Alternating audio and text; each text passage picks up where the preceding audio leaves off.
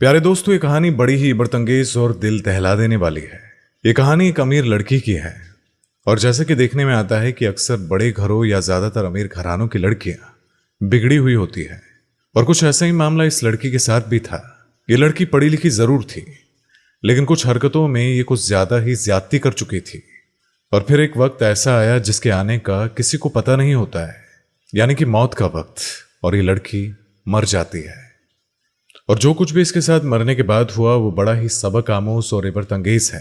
तो प्यारे दोस्तों, इबरत हासिल करने की गर्ज से मुकम्मल इस वाक्य को सुने और बचे उन गुनाहों से जिनके बाइस अल्लाह का गजब होता है। तो ये कहानी कुछ इस तरह से है कि एक अमीर आदमी ने अपनी बेटी को आला से आला तालीम दिलवाई, लेकिन दीनी तालीम का कोई ख्याल न रखा। उसको खूब मालो दौलत भी देता रहा। वो लड़की इंतहाई खूबसूरत थी और उसने अपनी खूबसूरती को चार चांद लगाने के लिए खूब फैशन किया और एक फैशनेबल लड़की बन गई। वो अपने आप को खूब संवारती और तरह तरह की महफिलों में शिरकत करती। उसके हुस्न जमाल के खूब चर्चे थे और उसके फैशन के भी खूब चर्चे थे।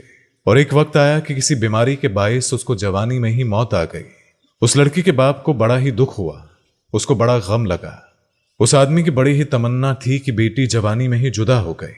मैं उसको कभी ख्वाब में तो देखूं कि मेरी बेटी किस हाल में है। लिहाजा एक दिन उसने ख्वाब में देखा कि वो अपनी बेटी की कब्र पर खड़ा है। अचानक उसकी बेटी की कब्र खुल गई और वो शख्स क्या देखता है। दोस्तों, वीडियो पसंद आ रही हो तो इस वीडियो को लाइक करते रहे। उसने देखा कि बेटी बेलिबास पड़ी है। उसने अपनी आबरू को छुपाना चाहा, लेकिन उसकी हालत तो अजीब तर थी। उसका सर बिल्कुल गंजा था, उसकी शक्ल अजीब व गरीब थी। वो शख्स ये सब देखकर खौफ व हरास में डूब गया। खौफ व हरास की हालत में उसने अपनी बेटी से पूछा कि बेटी, ये तेरा हाल आखिर कैसे हुआ। उसकी बेटी ने कहा कि अब्बू, मैं बेपर्दा फिरा करती थी और जब मैं मरने के बाद कब्र में आई तो मेरे सर को बहुत बड़ा कर दिया गया। पहाड़ों की तरह मेरा हर बाल बढ़ बढ़ कर दरख्त की तरह बन गया, जिसकी शाखें जमीन से दूर तक फैली होती है। अब्बू जान, फिर फरिश्ते आए और उन्होंने एक एक करके मेरे बालों को नोचा, और जिस तरह से बढ़ के दरख्त को खींचकर जमीन पर गड्ढे पड़ जाते हैं, उसी तरह अब्बू जान उन्होंने मेरे बालों को नोचा और नोचने की वजह से मेरे सर में गड्ढे पड़ गए। इसी वजह से मेरे सर की जिल्द भी चली गई और फकत अब हड्डी है जो आप देख रहे हैं। उस शख्स ने रोते हुए कहा कि बेटी, तुम्हारा चेहरा भी वैसा नहीं है। तो उस लड़की ने कहा कि अब्बू जान, आप देख रहे हैं कि आपको मेरे दांत नजर आ रहे हैं, लेकिन होंठ नहीं। इसकी वजह यह है कि मेरे होंठों पर सुर्खी लगी रहती थी और मैं उसी हालत में वुजू करके नमाज पढ़ लिया करती थी। अब्बू जान, यहाँ कब्र में फरिश्ते आए। उन्होंने कहा कि तू तहारत का ख्याल नहीं रखा करती थी, तेरा गुस्ल भी नहीं होता था। चुनांचे इसीलिए उन्होंने मेरी सुर्खी को ही खींच लिया, जो सुर्खी मेरे होंठों से चिपकी हुई थी। और अब्बू जान, सुर्खी के साथ साथ मेरे ऊपर और नीचे के दोनों होंठ भी सुर्खी के साथ ही कट गए। इसलिए आपको सिर्फ मेरे दांत ही नजर आ रहे हैं, होंठ नहीं। रोते हुए बाप ने कहा कि बेटी, तेरे हाथों की उंगलियां जख्मी नजर आती है। लड़की ने कहा कि अब्बू जान, मैं नाखून पॉलिश लगाया करती थी और उसी हालत में नमाज पढ़ा करती थी। तो अब्बू जान, मरने के बाद इस कब्र में फरिश्ते आए और वो फरिश्ते कहने लगे कि हम तेरे नाखूनों को जरूर खींचेंगे, मेरे चेहरे पर जख्म है। तो उन्होंने एक एक करके मेरे नाखूनों को खींचा। इसी वजह से अब्बू जान, मेरे हाथ बड़े जख्मी है। अब्बू जान, मेरे सर पर जख्म है। अब्बू जान, मैं बता नहीं सकती कि आपने मुझे इतनी मोहब्बत दी थी और मैंने जो ख्वाहिश की थी अब्बू जान, आपने वो पूरी की थी। अब्बू जान, आपने मुझे इतनी मोहब्बत दी थी तो मैं गमों परेशानी को जानती तक नहीं थी।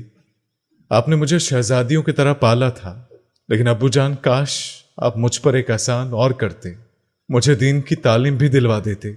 अब्बू जान, अगर आपने मुझे दीन की तालीम दिलवाई होती तो मैं मरने के बाद कब्र के अजाब में इस कदर गिरफ्तार ना होती। अब्बू जान, इस कब्र में मैं ना तो अपने खावंद को बुला सकती हूँ और ना ही मैं आपको कोई पैगाम भेज सकती हूँ।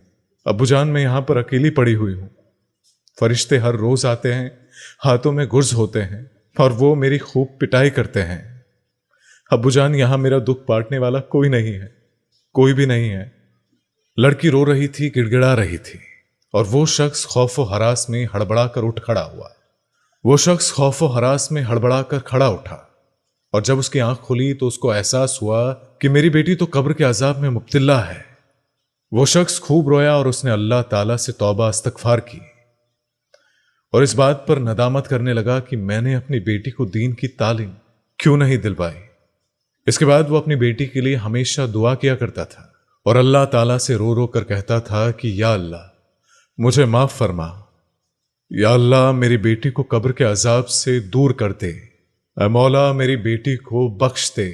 उस अमीरजादे को हमेशा एहसास होता कि काश मैंने अपनी बेटी को दीन इस्लाम की तालीम दी होती, ताकि मेरी बेटी मरने के बाद अजाब कब्र में मुब्तला ना होती बल्कि जन्नत में जाती। अल्लाह अकबर। तो प्यारे दोस्तों, जिन बेटियों को इतने प्यार और मोहब्बत से पालते हो तो उनको दीन की तालीम जरूर दो, उनको हया और पर्दे का जरूर बताओ, उन्हें नमाज और रोजे की तालीम जरूर दिलवाओ, क्योंकि मौत बरहक है जो हर शख्स को आएगी। उसके आने के बाद हम अल्लाह की शफाअत के हकदार बन जाए।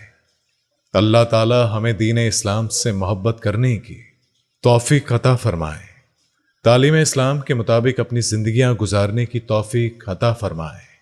आमीन सुम्मा आमीन।